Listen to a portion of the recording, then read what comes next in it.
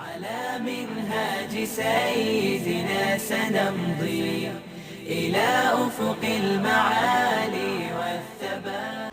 انتهينا الموضوع الجنين فعكوريا مركب لنا هاي waxaan u jeednaa inta dhalinyarada ah dhalinyaranimadu waa umri aad u qurux badan oo cid kasta waxay jeceshahay inay dhalinyarada isku darto laakiin waxaan u jeednaa cidii ka hooseysa u dhaxaysa inta tamyiizka la yiraahdo ama 10 jir ilaa iyo 30 jir inta u dhaxaysa aynu insha Allah ta'ala ka hadli doonaa خطرت قيمة دع كلية التفاهة قيمة دع أيا لجو أدية مركب الصومالية لجو ترجميه وحكى له الشيخ مصطفى حاج إسماعيل هارون وكو أدية كلمة دا التفاهة أرجع أحمد نانت إنه قفكم مرية هاي وقفك سوى مرية هاي إن لا إله هذا وحي لا معنى هاي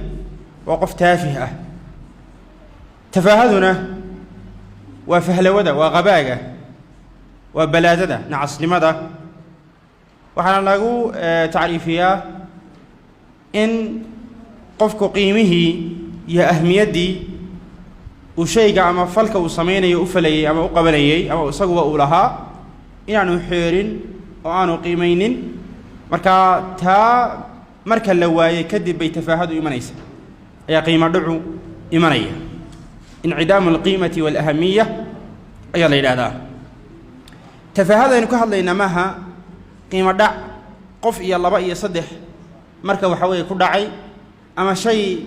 قف قار لي هاي وظروف قاري أي سامين يسوه وقيمة دع ممنهج ونظام له أو لو قلت لك علي آدمه جود أهان إنه كسيجو مرينكا صحن وكسيجو فتنة لميدا أما أي قراياش قاركود لبربر دجال فتنة الدجال النبي عليه الصلاة والسلام وكور رمي أياه علماء قارجارسينية وفتنة الدجال والنبي عليه الصلاة والسلام ليه ما من نبي إلا وحذر أمته نبي مصعب بحين إلا أمدي سوق الدجي دجال إن مركب حوالي لا بربر دجو تفاهدي يقيم دعي خطرت إذا أي كتوسين إيسا يسد مركب حوالي أوتهاي أعلوستهاي تفاهدوا ما أنت الدنيا آد بي مركب حوالي سامين وقول هذا هاي وحالي كل هذا هاي راد آد ودير تفاهد مركب نفسرنه تعريفنه قيحنا بلا فهم دون إن شاء الله طيب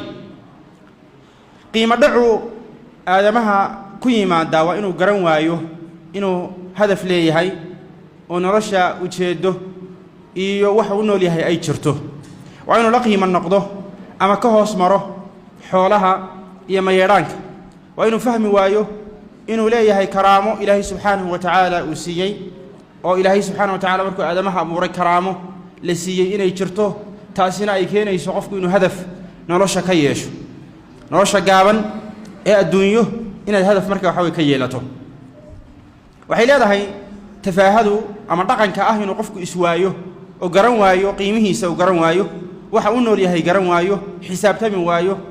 oo sida xoolaha intuu cuno oo cabo soo kaco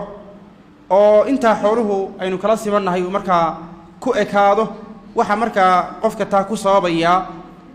ficilka noocaas geeysiinaya waa falsafad marka qofku uu aaminayo ama si taban wax u saameynaya oo qofka maskaxdiisii fadhiisanaya ay ka dhalanaysa qofkii inuu garan waayo hadafkiisa nololeed إنه هدف كيس نولد جرن وايو